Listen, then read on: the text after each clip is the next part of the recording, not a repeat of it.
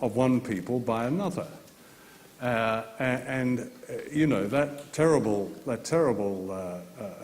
figure of 9% of people thinking that, you know, I think it's in the same report, that the majority of people thinking that the settlers were Palestinians, that they were people in their own country were actually the settlers. And there's no context to reports. You turn on the news and it's a kind of almost a surreal moving belt, and then up comes the Middle East, the Palestine-Israeli conflict. Oh no, you know, they're at each other again.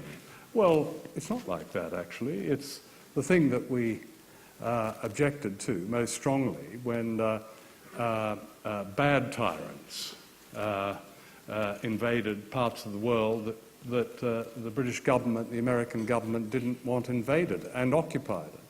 That almost virtually the same United Nations resolutions were imposed on Saddam Hussein in 1990, which had been imposed, quote unquote, on Israel on a number of occasions, and the Israelis just rejected them, and of course with American support they could. So it's double standards, and double standards, like the expendability of some people and the acceptability of other people, that's the vocabulary, that's the language of power. It's not the language of us.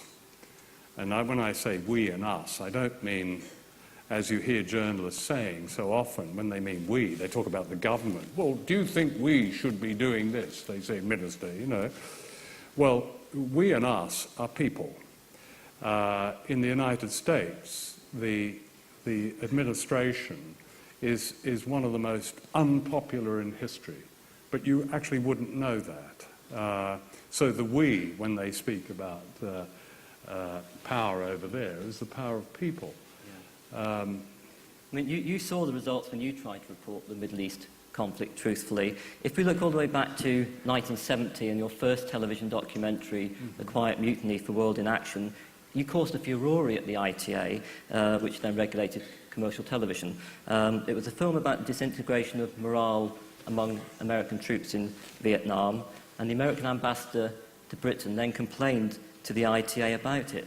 I remember the late Jeremy Wallington, who was editor of World in Action, telling me how he and the Grenada joint chairman, Dennis Foreman, were hauled down from Manchester to the ITA in London and got a rollicking from the chairman, Sir Robert Fraser. They stood their ground and they defended the film very admirably, but as Jeremy Wallington said, they felt they had lost brownie points